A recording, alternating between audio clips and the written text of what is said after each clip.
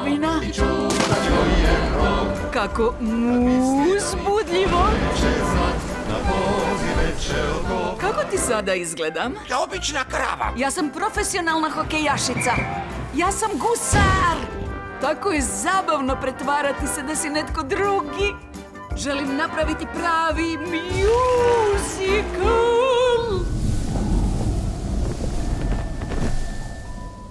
Mama Mu je izgubila starog Medu od malog brata.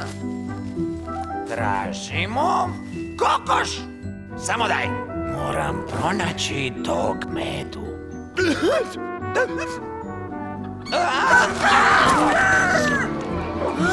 Pomoć! Pomoć!